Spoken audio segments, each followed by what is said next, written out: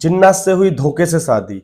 हाँ, ये बात एक सच है और जो मैं बताने वाला हूँ ये चेन्नई की बात है, जहाँ मेरी मौसी जी पढ़ने के लिए गई थी, सबसे छोटी वाली मौसी जी। तो उनकी एक दोस्त बनी जिसका नाम रिया था और रिया वहीं रहती थी। तो एक टाइम ऐसा हुआ कि रिया के जो पड़ोसी थे, वहाँ वो उस घर को छोड़ के चले गए। एक नया लड़का आकर वहाँ रहने लगा। कुछ टाइम बीता, जो रिया थी उसको उनका व्यवहार काफ़ी ज़्यादा पसंद आया। मतलब काफी पसंद आया, उन लोगों का मिलना हो गया। वो लड़का रोज रिया को देखता, रिया उस लड़के को देखती। उस लड़के ने ऐसा कुछ करा कि उसे घर वालों को ही वो पसंद आने लगा। घर वाले उसको खाने पर बुलाने लगे, घूमने के लिए बुलाने लगे, हर चीज पर उस लड़के को याद करने लगे। ऐसा ऐसा करके टाइम बीतता गया, बीतता गया, बीतता गया। कुछ महीने बीते, मेरी मौसी जी उस लड़की से फिर मिली। उस लड़की ने बताया कि ऐसे ऐसे ये एक लड़का है, उधर रहता है, मेरे को इससे प्यार हो गया है, मैं इससे शादी करना चाहती हूँ, वगैरह वगैरह। तो तू मेरे घर वालों से बात कर ले। तो मौसी जी ने कहा ठीक है, चलो मैं बात कर लेती हूँ। उसने उसकी मम्मी पापा को बता दिया कि तुम्हारी लड़की को ऐसे ऐसे उस लड़के से पसंद है। घर वालों ने कहा अरे हमें ही बहुत पसंद है, वो लड़का बहुत सुंदर है, गोरा है, अच्छा काम वाम भी करता है। पता नहीं, लेकिन उनको पता नहीं था कि कहाँ काम करता है। उसने बता रखा था कि मैं इंजीनियर हूँ, यहीं किसी कंपनी में काम करता हूँ। फिर जो स्टार्ट हुआ, वो दौरा काफ़ी ज़्यादा भयंकर था। हुआ कुछ इस प्रकार कि वो जो फैमिली वाले थे उस लड़की के, उन्होंने कहा रिया की फैमिली वालों ने कि बेटे तुम अपने घर वालों को बुला लो, हमें थोड़ा इम्पोर्टेंट बात करनी है। तो उसने कहा मेरे घर वाले तो हैं ही नहीं, मैं अनाथ हूँ, मैं ऐसे ऐसे बाहर पड़ा हूँ चेन्नई में और अब कानपुर आके रहने लगा हूँ। और फिर जो इसने ये बात बताई, तो मौसी जी की लड़की, मौसी जी जो थी उनकी दोस्त जो थी, उसको थोड़ा शक हुआ। उसने कहा चलो मैं हम बताते हैं। कुछ टाइम बीता, पर उस लड़के का व्यवहार चेंज नहीं था, व्यवहार काफी ज्यादा अच्छा था और भरोसे का आदमी लगने लगा वो उन्हें।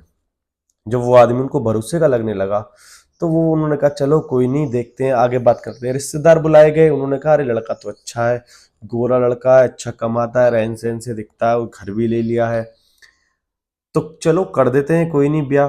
तो एक दिन ऐसा हुआ कि सारे लोग बैठे, वो लड़का बुलाया गया, उस लड़के ने कह दिया हाँ मैं राजी हूँ ब्याह के लिए। और उनका कुछ दिन बाद ब्याह कर दिया गया। लड़के की तरफ से कोई नहीं आया, वो लड़का अकेला ही था। उन लोगों ने छोटा फंक्शन करके ब्याह कर दिया। मेरी मौसी जी भी उस ब्याह में गई थी। जब मेरी मौसी जी वहां से निकल रही थी, मेरी मौसी जी को थोड़ा ठीक नहीं लगा कि लड़के का कोई तो दोस्त होता। ना कोई कलीग आया ऑफिस का, ना कोई कोई भी नहीं आया जिसने दर्शन दिए हों। मेरी मौसी जी ने उस बात को सहमाते हुए इग्नोर किया और मौसी जी आ गई। जब मेरी मौसी जी वहां से लौट आई, तब स्टार्ट हुआ असली खेल। खेल कुछ इस प्रकार था कि बताना भी नामुमकिन टाइप का है, पर मैं बता देता हूँ। वो लड़की उस ब्राउन वाले घर में ही रहने लगी। कुछ दिन बीते, लड़की को लगने लगा कि रात को जब मैं सोती हूँ, ये यहाँ से कहीं चला जाता है। क्योंकि जैसे ही लड़की कभी पानी पीने के लिए आँख खुलती, किसी चीज के लिए आँख खुलती, वो लड़का उसको नहीं दिखता। उसने कुछ दिन बाद, घर पास में ही था, 2 कदम दूरी पर घर, उसने अपने घर आकर अपनी मम्मी को बताया मम्मी ऐसे ऐसे तुम्हारे दामाद यहाँ से चले जाते हैं। और रिया काफी डर गई इस चीज को देखकर। तो माँ ने कहा मैं बात करूंगी। माँ ने उसको बुलाया। माँ को फिर भी कुछ पता नहीं चला। कुछ पल बीतता गया, बीतता गया, बीतता गया। जब उस औरत के बच्चे नहीं हो रहे थे, तो उसने कहा कि ये मेरे बच्चे क्यों नहीं हो रहे हैं, ना ही मैं माँ बन रही हूँ, ना मेरे बच्चे हो रहे हैं। तो कुछ शराब वराब मिला हुआ है क्या? उन्होंने डॉक्टर को दिखाने के लिए कहा, तो वो जो लड़का था उसने मना कर दिया कि मैं कहीं डॉक्टर के पास नहीं जाऊंगा। उसने कहा क्यों? वो इंजेक्शन लगाते हैं। लड़की रिया जो थी वो डर गई कि इंजेक्शन लगाते, इंजेक्शन से डर रहा है। उस बात को उन लोगों ने गहराई में नहीं लिया और उस बात को टाल दिया। ऐसे कर करके 1 साल बीत गई। मतलब वो लड़की 1 साल से उस जिन के साथ रह रही है। जिन जो होते हैं वो कैसा भी रूप ले लेते हैं। तो एक रात ऐसा हुआ कि वो लड़की अपने बेड पर सो रही थी, उसकी आंख खुली, वो उठी, वो बालकनी की तरफ जा रही थी। उसने कहा देख के आती हूँ। तो उसने जो देखा वो दहला देने वाला था। वो आदमी जो उसका पति था, उसके बड़े बड़े सींग और लाल कलर की उसकी पूरी बॉडी, बिना कपड़ों के वो खड़ा, इंसान लग ही नहीं रहा था। उसने उसको पीछे से देखा, वो वापिस आई और आकर लेट गई। उसने आंखें बंद कर ली और हल्की सी खुली छोड़ दी और वो देखती रही। वो जिन्नात जो था वो कमरे में आता है, अपने आप को शीशे में देखता है और कहता है बहुत दिन हो चुके थे इस रूप में बिना आए। अब ऐसा करता हूँ, इस लड़की को खत्म करता हूँ और यहाँ से मैं निकलता हूँ कुछ दिनों के अंदर, क्योंकि 1 साल हो गई है, अब मेरा यहाँ रहना सेफ नहीं है। वो लड़की सारी बातें सुन रही थी। जैसे ही सुबह हुई, वो लड़की अपनी माँ बाप के पास भागी भागी गई। वो अपनी माँ से कहने ही वाली थी कि माँ, मेरे हस्बैंड में जिन है। तभी वो गेट पर आ गया, कहने लगा, अरे तुम यहाँ क्यों आ गई हो, मेरे साथ चलो, यहाँ क्या कर रही हो। उसको ले गया। जैसे ही अगली रात बीती, वो फिर उस लड़की ने देखा कि वो पूरी रात सोई नहीं। उसने महसूस करा वो वहीं खड़ा रहता है और एक अलग सा ही बन जाता है, बिना कपड़ों के शैतान। लाल कलर की उसकी चमड़ी, बड़े बड़े सींग, टेढ़े मेढ़े दांत, हाथों के नाखून बड़े, और शीशे में अपने आप को देखता रहता है। मौसी जी की लड़की, मतलब मौसी जी की जो दोस्त थी, वो काफी ज्यादा डर गई। वो सहम गई। रिया कहने लगी कि ये हो क्या रहा है, मैं इससे बचूं तो बचूं कैसे।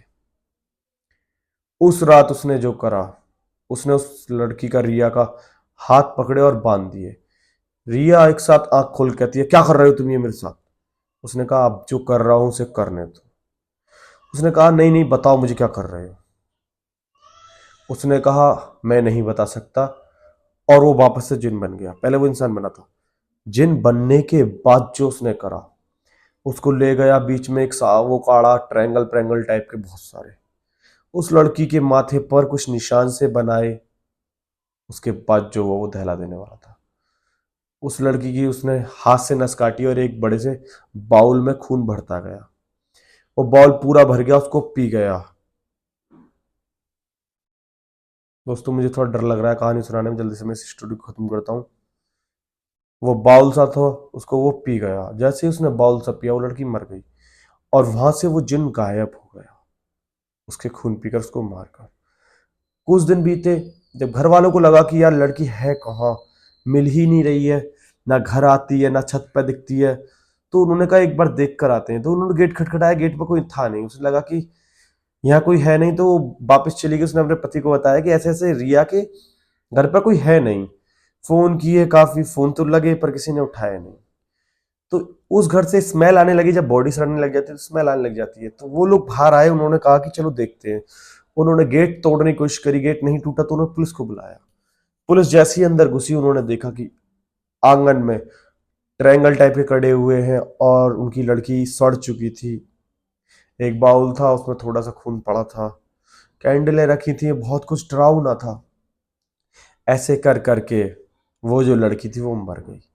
मेरी मौसी जी को ये खबर पता चली जब मेरी मौसी जी उससे 1-2 साल बाद मिलने गई कि मिलके तो आऊं। वो ना कॉल करती ना कुछ। तो उसकी माँ ने सारी स्टोरी बताई। तो कभी भी किसी अनजान पर ऐसे विश्वास ना करें और ना उससे शादी वादी करें। कभी भी कुछ भी हो सकता है, धोखे में कोई भी आ सकता है।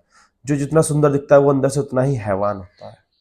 आई होप आप लोगों को कहानी पसंद आएगी, और जो लोग इस वीडियो को देख रहे हैं उनको भी ये कहानी पसंद आई होगी। अरे सच्ची घटना पर तो आप अपनी इस वीडियो को बहन बहनों को शेयर कर सकते हो कि वो कभी ऐसा गलत फैसला ना लें। और आई होप आप लोगों को पसंद आई हो। जल्दी से शेयर कर दो और लाइक कर दो।